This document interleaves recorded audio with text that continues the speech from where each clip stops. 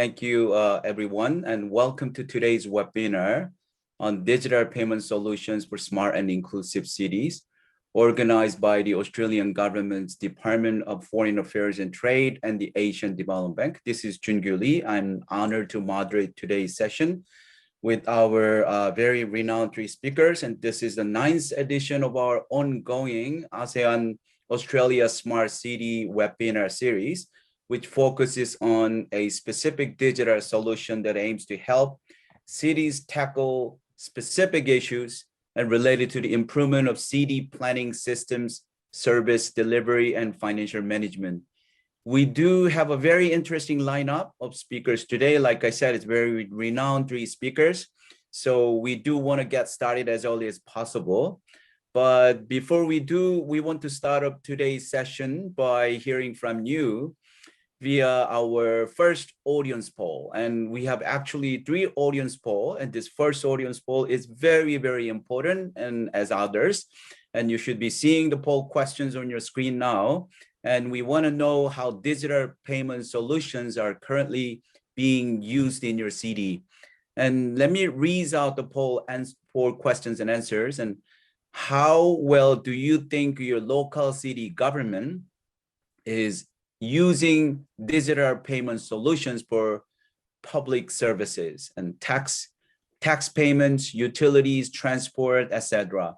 The first choice is extremely well, second choice is very well, third is very well, and then not well at all. The last one is not applicable to my knowledge. No digital payment solutions is being utilized. And you have 5 seconds, and let me count and to help you lock in your answers.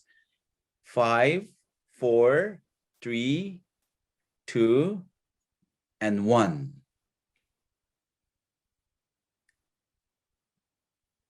Oh, okay. Let me see that, the results. 41%, most votes with not well at all. All right. This gives us a very strong rationale why we have this seminar, webinar, and for this topic. Thank you very much. And this poll is very important to enhance the value added for today's discussion. And all right. And thanks to all participated in our first poll. Now I'd like to introduce our first speaker for this session, Mr. Manoj Sugathan, who is the head of Chief Contactless and Urban Mobility Programs at Visa. Manoj is based in Singapore and is responsible for EMB Chief Migration Programs in various Asia Pacific countries. And this afternoon, he will discuss Visa's urban mobility solutions and how digital payment solutions can support the development of smart cities. Without further ado, over to you, Manoj. You have 15 minutes to present. Thank you, Mr. Lee. I hope everybody can see me and the slides as well. My name is Manoj Sugathan. You've already got an introduction about me, so let me not jump into this thing. Let me start by saying good morning, good afternoon, good evening, wherever you are. Christine, in the interest of time, can we just skip the disclaimer slide and move on to slide 3? Yeah, let's talk about smart cities. For a few years, I've been looking for a clear definition of a smart city, and depending on whom you talk to, everybody has got a slightly different definition, sometimes drastically different definition. But one thing is clear is everybody's definition includes one thing. It makes the life of the residents in the city a little bit better. Then we dive a little bit deep to find out what are the key pillars of smart city. People talk about smart water, smart housing, smart finance, a bunch of things. Again, there is no common ground, but there is one area where everybody says that is essential, is a good urban mobility system, a smart mobility system. And that is what I want to talk about it today. Now let's look at what happens in cities today. You want to take public transport, most likely you have to go get a card that actually works in that specific public transport. There are cities in Asia Pacific where there are these 17 different types of these cards. People want to park their vehicle, they pull out one card. They want to take the bus, they take another card. They want to take the metro, they take another card. And typically these are referred as closed loop card.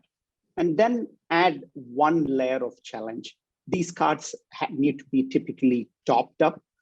In many cities, we found out people top it up on a weekly basis, but it also produces a bit of challenge for especially daily wage earners. Do you want to put in money for a whole week in the beginning of week by a person who is sort of living on a day-to-day basis? So some of these challenges exist with these closed loop cards.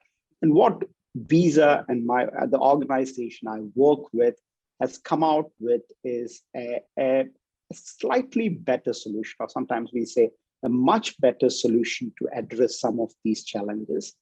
It's built on a global interoperable technology that's been there in over 100 countries.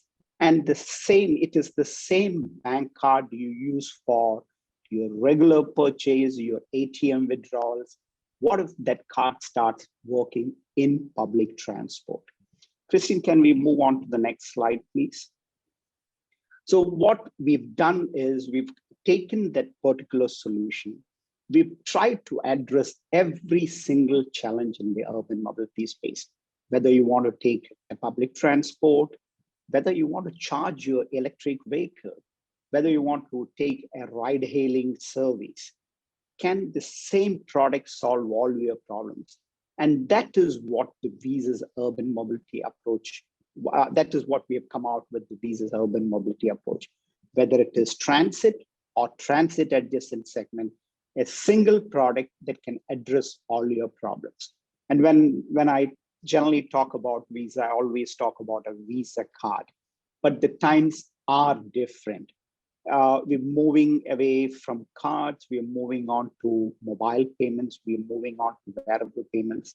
But the assurance as an organization we provide is when a particular transport operator, a particular ride-hailing service actually accepts a Visa product, it doesn't matter whether it is a card, it is a phone, or it is a wearable.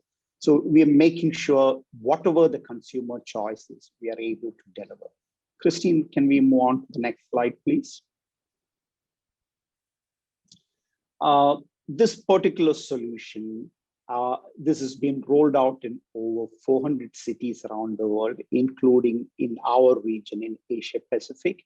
Over 600 projects are already in the pipeline. So whether it is somewhere in Europe, somewhere in Asia, somewhere in North America, the solution already exists or is in the process of getting rolled out. What it means is with a bank card which you have got in your country, you could travel to any of these cities. You could travel to London, you could travel to Sydney. It's an odd thing to say about travel at these times, but if travel were open, you could travel to London or you could travel to Sydney or Singapore, Hong Kong. Use your bank card product issued in your own country, a Visa product issued in your own country, and start riding in public transport. But from a public transport operator point of view, the biggest and the most noticeable benefit that it brings in, it reduces the cost of fare collection. Typically, a public transport operator who runs a closed loop program spends around 14 cents of every dollar actually collecting the revenue and managing the revenue. Accepting open loop cards, Visa cards in public transport. We've seen it in cities like London. The cost of fare collection has dropped from 14% to 8%, from 14 cents a dollar to 8 cents a dollar. So that is the biggest advantage the transport operators are getting. Christine, can we move on to the next slide, please?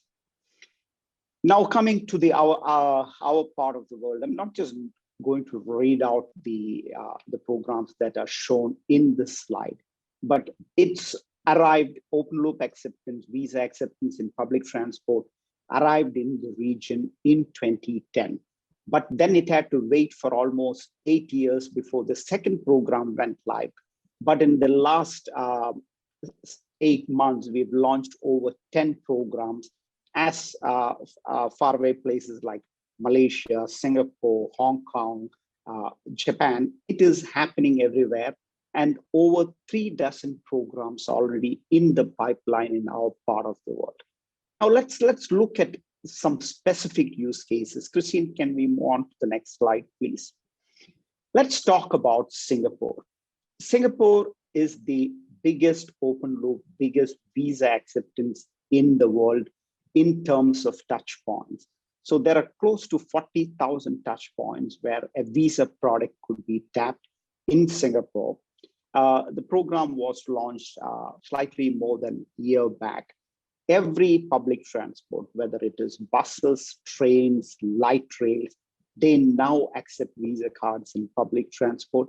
From a consumer point, just turn up, tap, and travel. No top-up required, no complexities of that sort. And just the last point on this slide, one of the biggest advantages we've seen is global interoperability. In the first 6 months after launching this program in Singapore, yes, these were the pre-COVID days, visa products from 100 different countries, it could be a card, it could be a mobile, it could be a wearable, was used in the Singapore public transport system. Faraway places in Europe, faraway places from Africa, people have traveled to Singapore, used their local bank card, and actually rode the public transport. Obviously, Singapore is an extreme example because Singapore has got a wonderful public transport network. And a lot of people look at it and say, yeah, they already was cutting edge and now they accept visa products there. But what about emerging markets? What happens there? Is this a solution for developing markets? Christian, can we move on to the next slide? And that is where a project that we've done in Ho Chi Minh City comes into play. By now, with 400 cities, we all know accepting a Visa card in public transport is not a complex thing. It is happening in every city. It's happening in 1.5 dozen cities in Asia Pacific. So it's not a big deal. But the basic question, what if people don't have a credit or a debit card? And that is what the Ho Chi Minh City pilot actually tried to prove. Visa acceptance was enabled in a number of buses. But what about passengers who take these buses? Generally, they are not credit card or debit card holders. So this question comes, what do they do? And that is where Visa, along with our partner bank, Viet Bank, we actually issued Visa prepaid cards, primarily intended for transit. And Viet Bank actually gave these cards away as a test, gave these cards away to people who are likely to take this particular bus route where Visa acceptance was enabled. This was the first time in the world this was done, a Visa prepaid card in transit, very exclusive for transit. And the findings from this particular pilot in Ho Chi Minh City sort of proves that, yes, on one extreme, cities like Singapore, well-developed cities, everybody has got a credit or a debit card. Visa acceptance in public transport works there. But on the other extreme, it can work in developing markets. Chrissy, can we just move on to the next slide, the last slide, please? This is an interesting slide. This is something that we actually put together some 5 to 7 years back. At that point, this was kind of a dream that we wanted to do. Somebody leaves their house, take a car, pays a toll with a Visa product. Later, they park their car with a Visa product, go grab a coffee, get into public transport, have a quick lunch. In the evening, do the same thing in a reverse order. This was put together 7 years or 5 to 7 years back as a dream. I'm very happy to say this solution exists in multiple cities. A single open loop product issued by a local bank can work in all modes of transport and even in transit adjacent segments like parking and toll.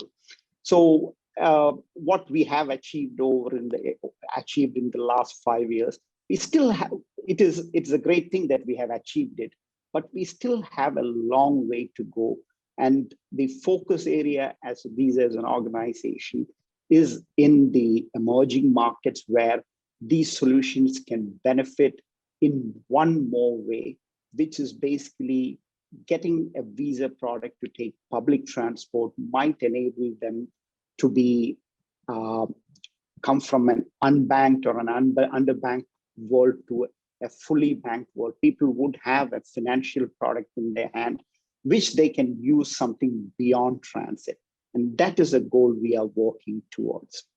That brings me to the end of my presentation. And Mr. Lee, back to you. Thank you very much, Manoj. I think it is very excellent and also insightful presentation. I really like the last part and you explained, and also we learned a lot about this current smart cities are driving growth and prosperity, and also specifically the case studies are very interesting, including the Vietnam case focused on the unbanked and underbanked. Now we would like to proceed to the next presentation, but as you know, we have another very value-added the opinion poll. So let's go to the second opinion poll, and let me check the questions right now. Which of the following do you think it is the biggest barrier in deploying digital payment solutions in cities? This question is very relevant after the Manoj presentation. So you see the biggest barrier in your city.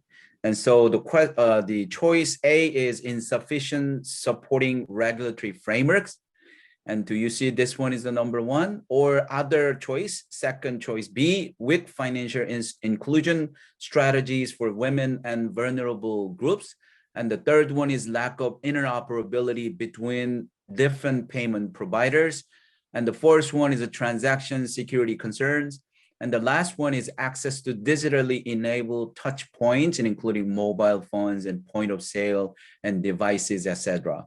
So let me help you lock in your answers with counting the numbers. 5, 4, 3, 2, and 1. I think it is very generous counting. All right, let me see the opinion poll result. Okay, yeah, this is I expected, and there is no right answer, but the number one, most of the votes are there, insufficient supporting regulatory frameworks, 29%. Thank you very much. You know, I just want to let you know that after our second presentation, we have another opinion poll. It's very, very important. And thanks to all who participate in our second poll. Now, without further ado, and we move on to our second speaker for today, Ms. Lin Chi Dong, who is a Special Counsel Financial Services from the Hanoi office of Baker McKenzie. Lin Chi specializes in fintech and frequently advises fintech companies, bank card organizations, and providers of the payment services and intermediary payment services on their products and operations in Vietnam. And this afternoon, and she will be discussing the regulatory landscape, which is exactly in that opinion poll, and in Vietnam for digital payments and its implications for the development of smart cities. Over to you, Lin Chi. You have 8 minutes to present. Please go ahead. Yeah, thank you, John Q, for the introduction. I'm pleased to have a chance to talk about regulatory landscape for digital payments and implication for the development of smart cities in Vietnam. So my presentation today includes 3 parts. First, I will talk about smart city development policy in Vietnam. Second part is about the digital payment regulations. And the third one is about data regulations. So first, on the overview of the policy for development of smart city. Currently, smart cities are being built in many locations across the country. In particular, the big cities such as Hanoi, Ho Chi Minh City, Da Nang, Bình Dương, and Nha Trang. So the policy on development of smart cities is provided under a decision of the Prime Minister issued in 2018. And on that, the Prime Minister instructed to design national regulations and standards for e-commerce and management of financial transactions on the internet. to develop the ICT infrastructures and to promote the e-commerce application and online payment. So that shows strong commitment and guidelines from the government towards development of payment ecosystem with respect to smart city. Christine, next slide, please. On the regulatory landscape for digital payments, currently the government has set a target that by 2025, non-cash payment transaction will increase at the annual rate of 20-25%. So in order to achieve such target, the government has been improving the regulatory framework for non-cash payment. So the key services would include the payment service, intermediary payment service, and mobile money service. So specifically, the payment service will be offered by the traditional financial institution. Currently, we don't have like a purely digital bank in Vietnam yet. That said, there are some digitalized payment service such as payment via POS, QR codes, internet banking application, and website. So the State Bank, they aim to achieve its targets of 50% of banks that successfully deploy digital payments by 2025, and by 2030, the SBV would like that 100% of the bank will be able to provide digital banking service and basically complete digitalization of the traditional banking services. The second key service is intermediary payment service, and e-wallet is included in this type of service providers. Basically, for normal enterprise who has been able to obtain a intermediary payment service license can provide service in this category. So this also may include like payment support service and financial switching payment gateway. The third one is about mobile money service. So on the 9th of March this year, the Prime Minister issued a decision which takes immediate effect to allow pilot program for mobile money service, MMS.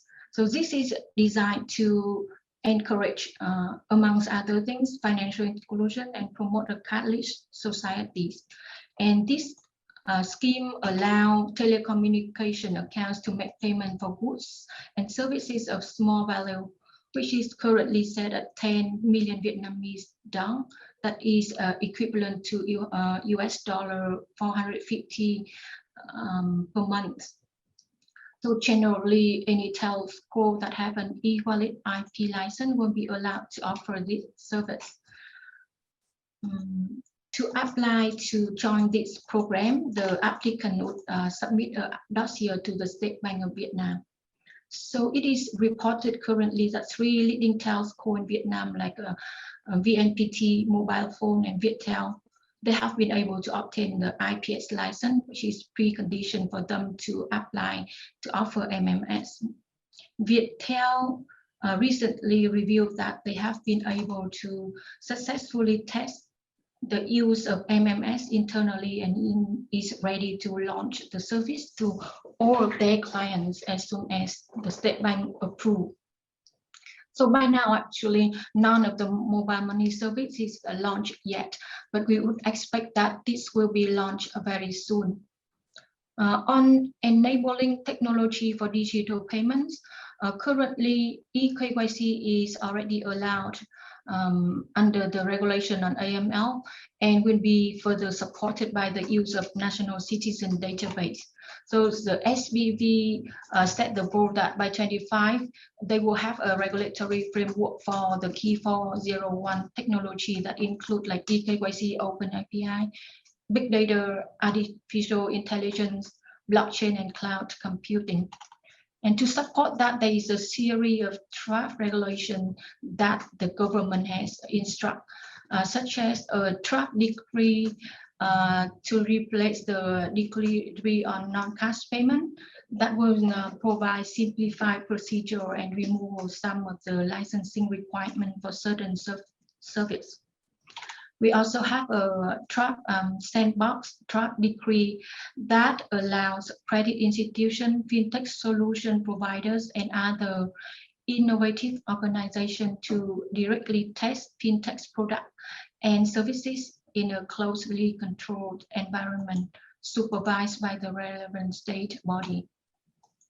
So in terms of implications, digital payment in smart city can benefit from the government's policy to promote non-cash payment amid a boom in the e-commerce activities.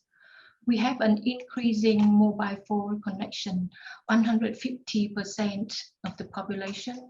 The internet penetration is 70% of the population, and also we have a 3G and 4G registration, 45% of the population.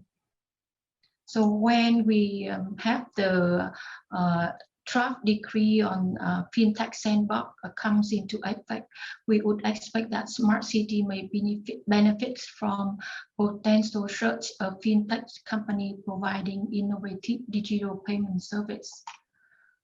Together with that, Vietnam is also developing regulation, data privacy and cybersecurity to ensure protection of personal data and privacy in the context of online digital payment.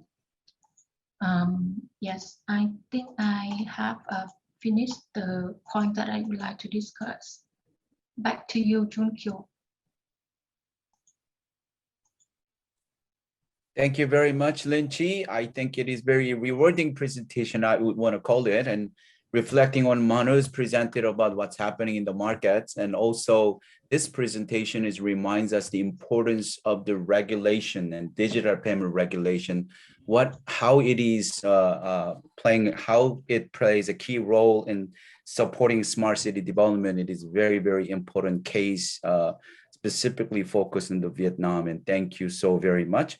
And before we, I think today's presentation is very well aligned and, from the market and to the regulation. And then another very, very important specific presentation will be done by Ilana. But before we proceed to another speaker, we have third audience poll, and which is very important value added. I keep saying that.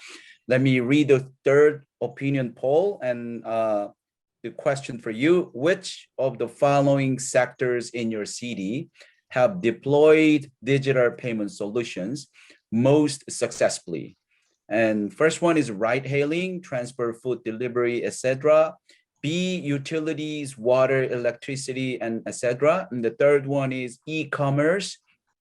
And the fourth one is financial services, remittances, lending, etc. And also the travel, flights, hotels, and vacation rentals. And then online media, gaming, subscription, music video, etc. And the last one is I don't know. So let me help you lock in your answers in counting: 5, 4, 3, 2, and 1.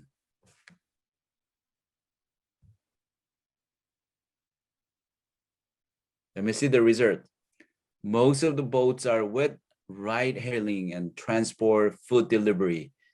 Thank you very much. And also another one is e-commerce, groceries and retail stores. And we are experiencing this rapidly rising in this area recently. I think this is very interesting results of the poll. So we are in the time to move on to the last our presentation. As you know, last but not least, and I would like to introduce our third speaker for today, Ms. Ilana Cohen, who is the acting head of the Digital Utilities Program of the GSM Association, or we call GSMA, which represents the worldwide communication industry.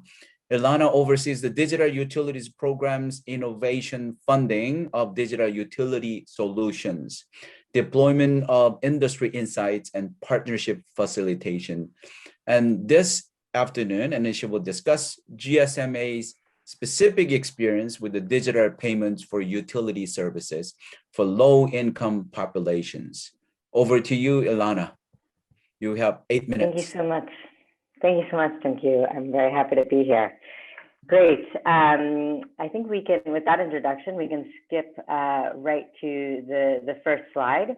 As we heard, the GSMA is the Association for the Global Mobile Industry. So we represent the interests of mobile operators worldwide.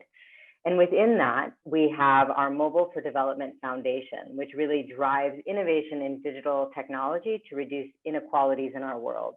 In other words, we're very focused on the role of digital technology to achieve the SDGs, and therefore our work is focused on low and middle income countries.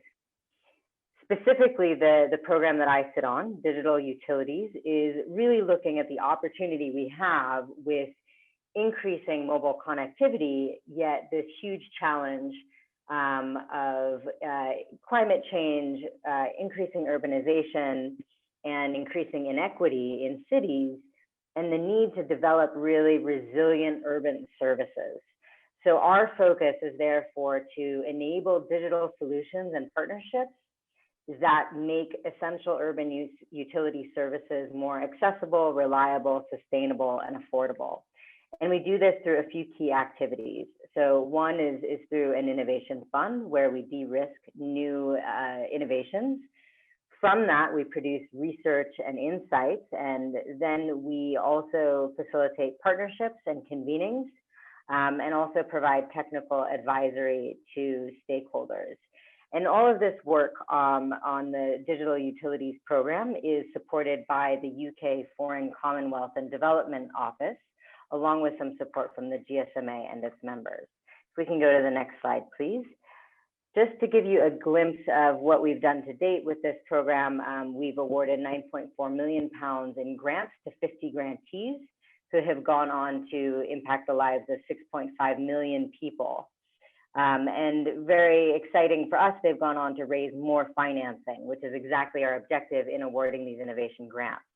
It's a little bit blurry there, I see, but you can see a list of some of the types of organizations that we've supported, focused on both SDG 6, the water sanitation, as well as SDG 7. If we can go to the next slide.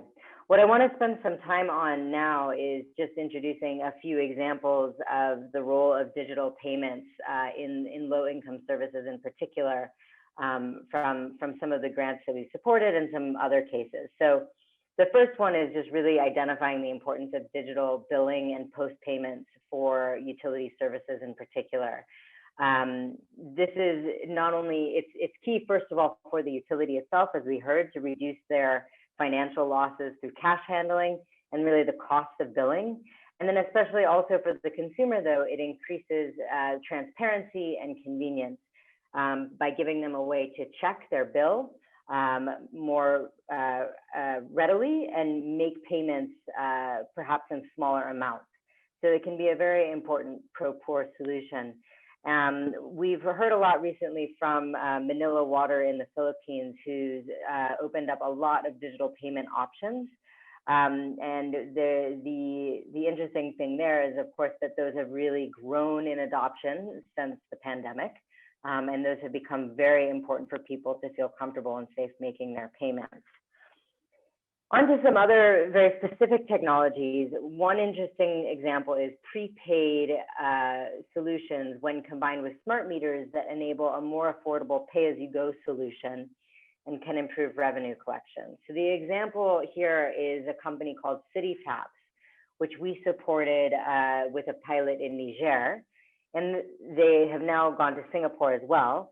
But their solution allows customers to use their phone to make a prepayment for a water connection, but their water bill. And that is taken to the cloud database, which then also communicates with the prepaid smart meter on their connection. So this is really important because it allows the utility to collect their revenue in advance. And it also allows the consumer to control their spend on water services and really be able to monitor their consumption instead of getting unplanned and lump sum bills. So it can be a very important solution. In Singapore, I would mention that their solution is not necessarily pro-poor, but a really important demonstration of NB-IoT technology as a way to optimize the communications technology. but most of their deployments in Africa are sort of focused on low income using mobile payments. Excuse me. And the third example is a company called Drinkwell in Bangladesh.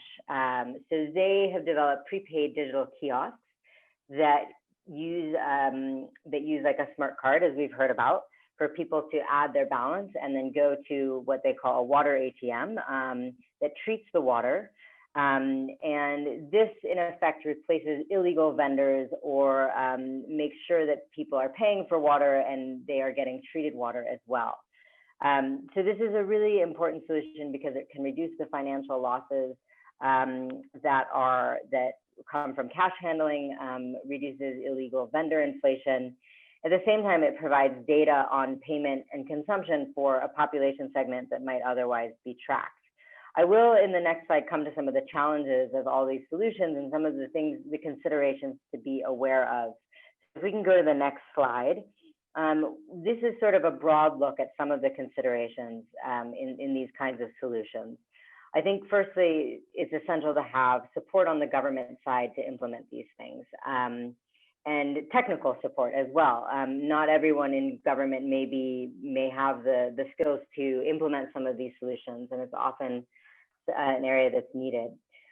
Another key consideration is the transaction fee amount versus the payment amount. And we've seen the need for mobile operators and utility service providers to work together to make a transaction fee band that accommodates the smallest of payments and is not prohibitive on that payment amount. And this can be rewarding because it really attracts people to using the payment more regularly. So there's a value add for doing it because utility payments are essential and very regular. I think this was mentioned by Manoj, our first speaker. The willingness to store balance for low-income customers is really important to consider.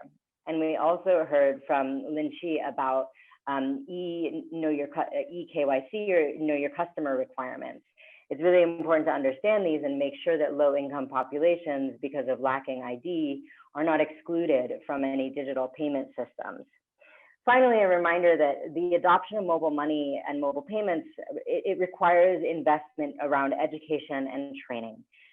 It's very hard, I think, for people to get used to replacing proximity payments. So one where you're right next to the person and you could just hand them cash. It takes a significant customer incentive to do this, and the user experience is very important. Overcoming trust barriers and ensuring that people get immediate notification from the payment provider and the utility when their payment is made. And as I mentioned, these can be an important driver of ongoing digital and financial inclusion. Finally, I think an area to explore more is the potential to support subsidies and enable innovative finance solutions.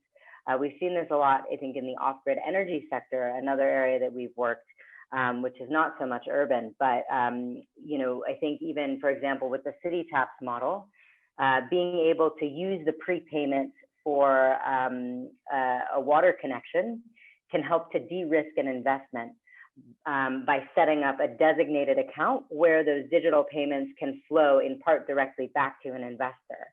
So I think there's really interesting opportunities for innovative finance through digital tools. I'll just wrap up on my last slide by telling you all about an upcoming innovation fund that we have. So this fund provides grants that range between £100,000 and £250,000 to support projects like the ones I've described over 15 to 18 months. And there's a list there of some other support services that come with the funding.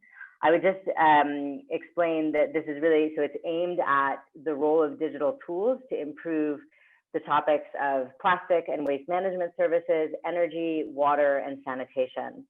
Eligible entities are startups, small to medium-sized private sector companies, and social enterprises. I would highlight that the application process is coming next week, so very excited that it's launching next Monday, the 17th of May, and it closes on the 2nd of July. With projects, it's a two-stage application process, and projects would then begin after contracting in early March. So please, for more information, go to our website, which is there. You'll get a copy of this in the slides, but it's also pretty easy to remember. It's gsma.com/mobile for development/ the-GSMA-innovation-fund/. So thank you very much. I will leave it there and looking forward to discussing more with you all in the Q&A. Thank you very much, Ilana. I think we learned a lot from your presentation, and especially for role of digital payments, and also what should be considered for implementing digital payments, including the government side and investment side, and also very interesting thing about GSMA Innovation Fund for digital urban services. And I think many people are interested in to know further about this one, and especially including the timeline and also some criteria eligibility. Okay, so we reached the time session, one of the most important value added, but very exciting session. We call it question and answers. It's sort of very interactive time. And I see that already many the participants interacting together each other at our chat box, and I have seen two boxes, popping up over my screen. One is question and answer, the other is a chat box. But let me see the chat box first, because it's just chat box has a questions in lineup. I would want to call it's a first round of questions and answer session. And if we have time, we can go for more. I see that first 5 questions here. Let me see, and suddenly the chat box is changed. Let me see. Okay, the first chat box is here. The first question, and this is how we're going to do. And let me read this question one by one. And then I'm going to say this question is to specifically maybe to one of our speakers.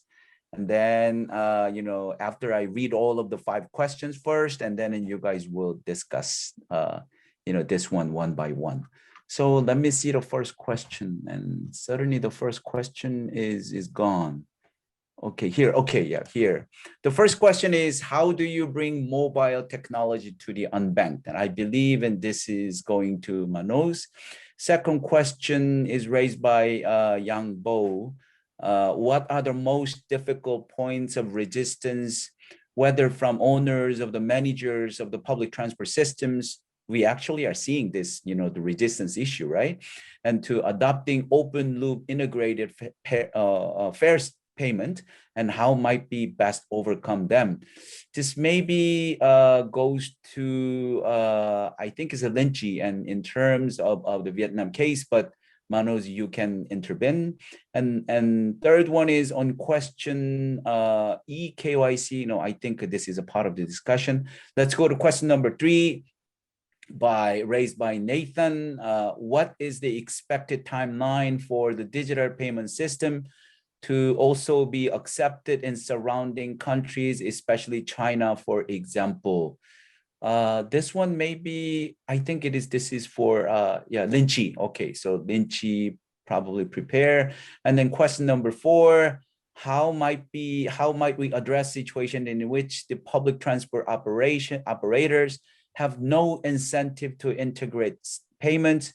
There might be needs to be a push from elected officials. I think this is also related to the previous question, second 2, the resistance issue. So this one also can be answered by Manoj and Lynch. And the another one is the number 5 and to Manoj Sugatan. We need specific infrastructure to implement this payment method in public transport. This question number 5 to Manoj. So to be fair, I think that the resistance issue, and also which is question number 3 and question number 4 and 2, and also question number 2 and 4, maybe also prepared by Ilana. And Ilana, if you can, and also you can intervene. So let me go to this first round, and the first question number 1. Manoj, you want to respond first? Sure. In fact, I will start with the second question before I move on to the first. How do we sort of address the resistance of the public transport operators? 10 years back, there was actually resistance from the public transport operators, which is actually no more true, because over 400 programs are already working, and big cities like Singapore, like London, have implemented Openloop acceptance, visa acceptance in public transport. And I've come back and said, for example, London has publicly stated the cost of fare collection has dropped from 14% to 8%. So there is actually a business case for doing it. So we are seeing relatively less resistance to implement this thing. But I would always say timing is important. Public transport infrastructure upgrade doesn't happen every year or every 2 years. Typically, public transport operators upgrade the system. They will let it run for at least 10 years. So sometimes the timing gets important. If the upgrade has already happened for the closed loop system, open loop, it's a little bit tricky thing to come. Other than that thing, I don't see a big issue out there. And the second question about mobile payments. In the old days, a card needs to be of a physical shape. It needs to go into a payment device, or it needs to be swiped in a payment device. And today, with contactless technology, the shape of the product doesn't matter. It is a chip, it is a microchip that can go into anything. Obviously, it can go into a card, and that is the most used form factor, but it can go into a mobile phone. It can go into a wearable. I'm wearing an Apple Watch. It has got payment functionality built in. Fitbit, Garmin, everything has got the same functionality built in.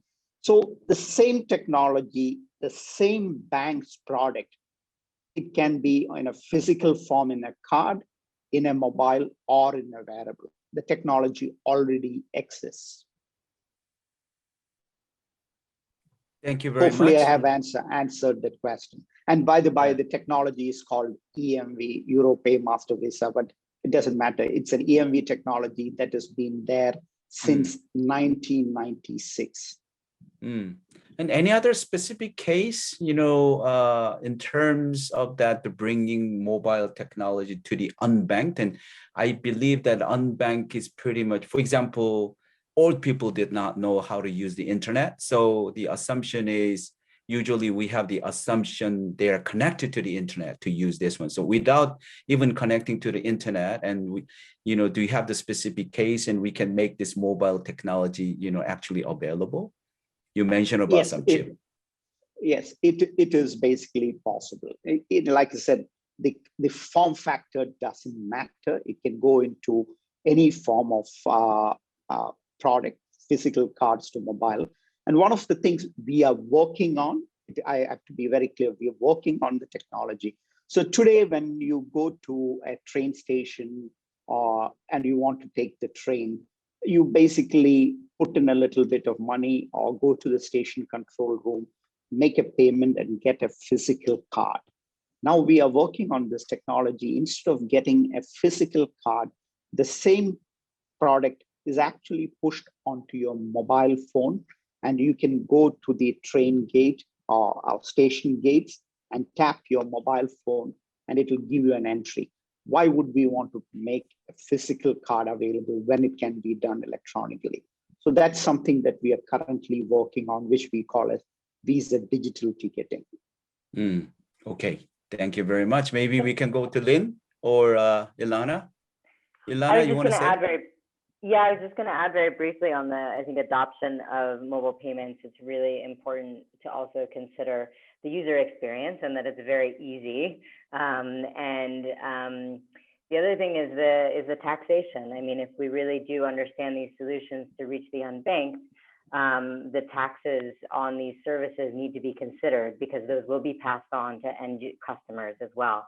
So I think those are two other important considerations. And the last one would be having a robust cash in, cash out network is really important. So I'll leave those for now. You want to add anything about the resistance or any incentive, and Sure. The resistance or any incentive. With regards to some of the questions that came up for me. Yes. Actually, our question number 2 and question number 4 related about resistance and also some sort of, the incentive. Yeah, I think so. There was a question about, elderly adoption of digital payments, and I think it's really crucial that a strong and regular training and marketing campaign is included. It just does not happen overnight. And everything we've supported, the adoption takes longer than people expect. And there's often sort of a network effect that happens where leaders in a community will adopt, and then other people will do so after they do. So that can be a strategy, is sort of supporting some of the leaders, and then neighbors will follow. The other thing, I think sometimes with elderly, they can learn, but it also does help to train younger people who are in their households and can support them. You know, that we have seen though that there are changes. So in the city taps example, where they're providing smart prepaid water meters, 43% of their customers started using mobile money in order to use the service. So when people have to do it because it brings them some value, they will. So it does happen, but it takes time. I think there was another question about you know, resistance from the vendors. In our case, it's usually been the private vendors who really want to use mobile payments because it's a cash savings for them. They don't lose through cash handling, and it's a reduced cost of collecting cash. So for them, it's quite valuable. But the person was right who said, you know, it can be an issue if the reconciliation period with the mobile money provider is slow. That's something to look at. But the other big barrier comes in the lack of instant payment notification. So customers lose trust if they don't get an immediate message that their payment has been received by both the payment provider and the utility service provider. So there has to be an important integration there in order to have that trust. I can pause there. There was one more question about the payment transaction fee, which I can come back to later if you like. All right. Okay. So it's interesting point you raise, but let me go to Lin Chi and to you know, provide her responses, especially to the question about, I think because Lin Chi's actually touched about the regulatory side and how it is important to support the smart cities. And I think the question number 4 and question number 3 and would be very appropriate to Lin Chi to respond. So Lin Chi, can you respond to question number 3 and question number 4? Hi, Kyung. So for the question addressed to me on KYC and on the rate of increase, I already responded by the chat box and the Q&A. So I think the remaining question addressed to myself is about the expected timeline for digital payment system from the surrounding country. Actually, this is a very interesting question because it is laid out in our draft regulation and not yet the already issued one. So I would expect that Nathan 10, you would like to ask about intermediary payment service, because for bank services, we already connected to all countries.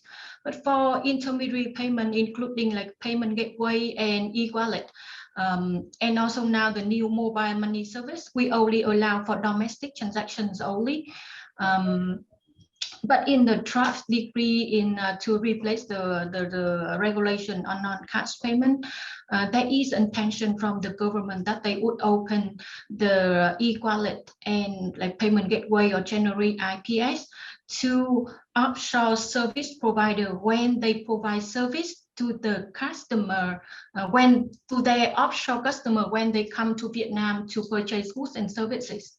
So the other way around, Vietnam will also allow, is considering allow local e-wallet providers to support their client for cross-border payment. So this is in the draft regulation, and we actually don't have a specific timeline when the new regulation will come out yet. Okay, all right.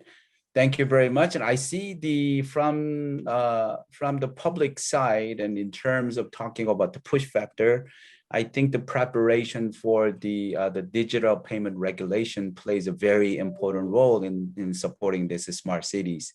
And here the question and answers, I believe, in some of questions and some of the responses are going into very deeper stage right now. So maybe I hope, you know, our questioners are satisfied with the current responses, and we will go to the the last question of our first round, if we are okay. And the last question of our first round is infrastructure issue. And then here it's the question is a specific infrastructure to implement this payment method in public transport. It focused on very specific infrastructure and also focused on public transport. So this is a part of the utilities and also the important thing. So maybe who wants to respond? And maybe Manoj first, right? Sure, I'll be happy to take this on.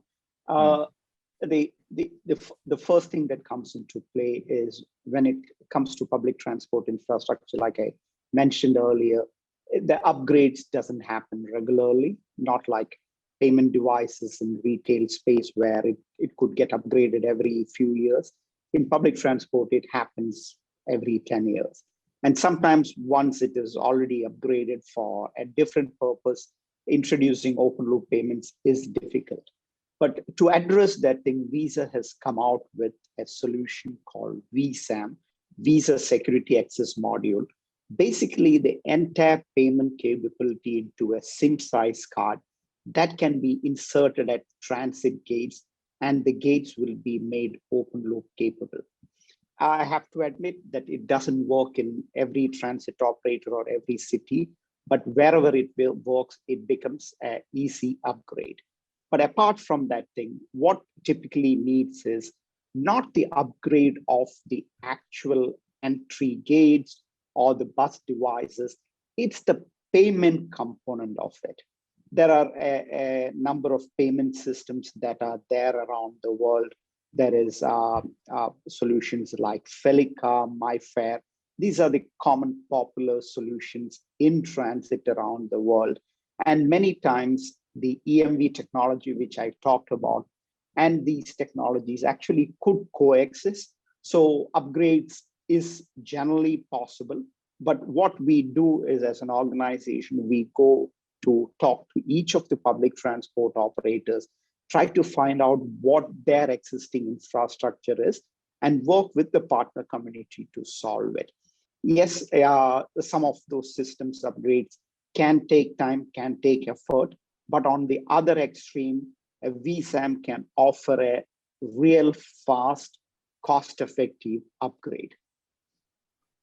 Thank you very much, Manoj. And I think though we want to go further, but we should stop here at this first round, and then we go to the second round of the questions. And then our second round of questions begins with the question number 6. This question number 6 is very interesting question. I think we touched a bit about this, from our inclusive perspective. So the question is to address is to Ilana.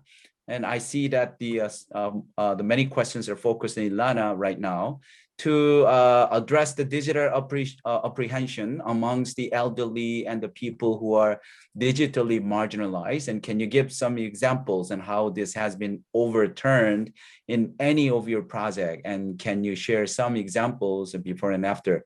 And question number 7 also for Ilana. And what do you think are some of the obstacles for vendors, businesses to adopt digital payments? I think one of it would be that they would not get their payments promptly and would have to wait for maybe a month or so before they get the cash on their hands. And then question number 8, my question to Ilana, this is also Ilana, the contentious issue of actual payment versus digital induced payment. How can this be resolved? And when small charges are added to customers' bill, how can it be made and more affordable? What can be done to simplify it? And I think we pretty much touched these 3 questions right now. Oh, we have one more. And question number 9, it would be good to know how the different companies here today consider a link to SDGs and if they are part of their policy frameworks on this important work. I assume that this is the last question. Maybe the last question can be responded by Manoj and Linchi Dang. And then let's go to question number 6, 7, 8. Ilana, are you ready?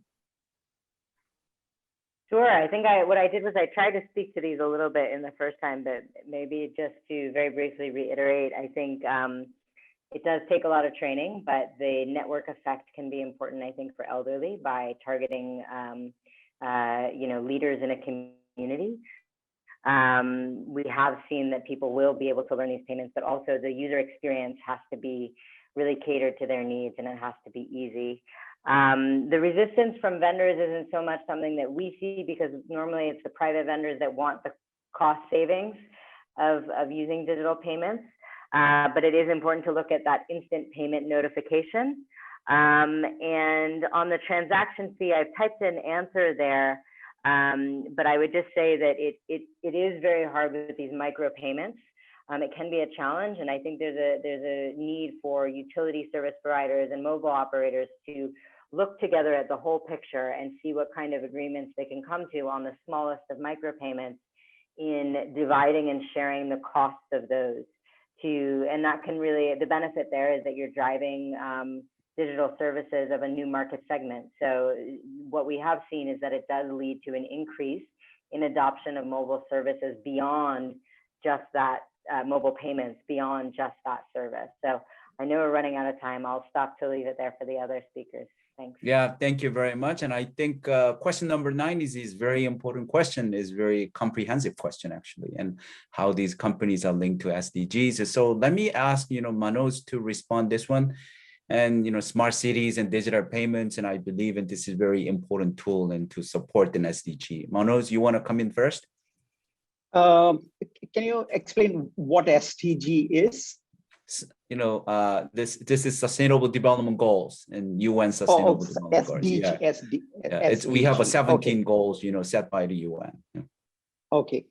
I mean, what our organization provides is solving one of the challenges. If you look at smart cities, like I mentioned in my earlier presentation, there are a bunch of challenges, there are a bunch of pillars that actually try to solve this thing.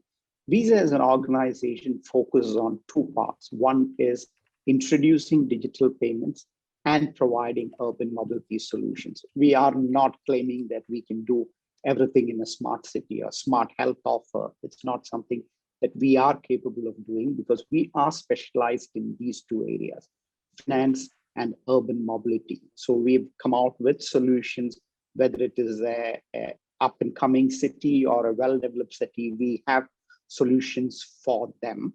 The other part that I wanted to talk about was just related to the previous question. One of the things we have done, the question had this thing about micropayments. How do we make it actually workable? And this is a challenge in the transit space as well. So I want to address it from a transit angle. So what Visa has come out with a framework which we call MTT, Mobility and Transport Transaction Framework. And one of the things that the framework does is transaction aggregation. So when you try to do a 10 US cents bus ride, it is very difficult to process that transaction when there are multiple players, because everybody tries to take a cut of that 10 cent and suddenly the money just disappears. So what Visa has done is we have an option to combine multiple transactions over a day, or could be over multiple days, to make it one single big transaction and actually process it efficiently.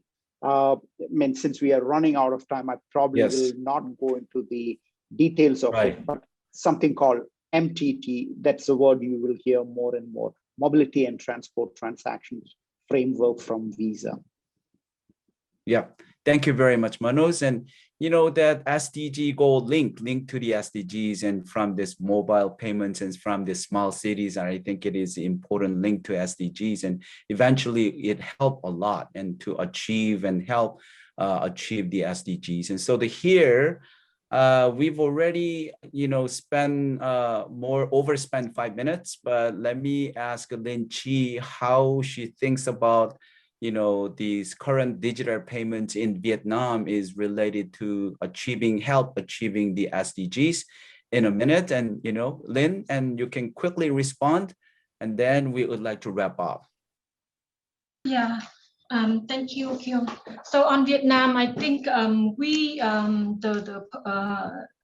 to achieve the purpose, the basic policy Vietnam will be to encourage innovation in the digital payment, developing the digital payment ecosystem that include all the constituents like the service provider, the enablers, for digital payments.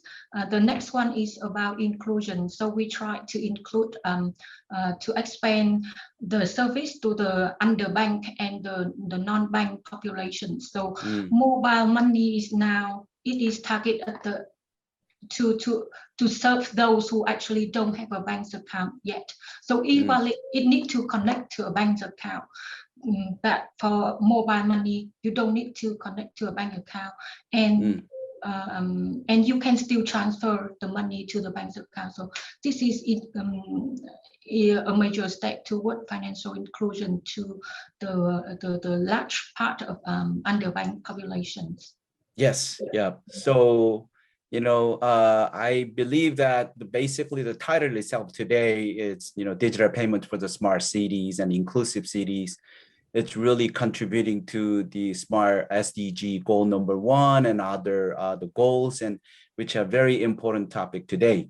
We spent a lot of time and more than I expected, and I see that a lot of active questions and interactive discussions we saw over the chat box, and I see that I really want to say thank you to everyone, and this is really a wonderful venue and for us to exchange our views and to learn a lot about this important topic. And I want to say thank you to our wonderful speakers, and also I want to say to all of our participants and who spent a lot of time in sharing your questions and engage in a very active discussion. Thank you so very much. And I want to say also thank you to the team and who prepared for this well-organized seminar. And thanks a lot, and we'll see you later again very soon. Bye-bye. Thank you. Bye-bye. Thank you. Bye-bye.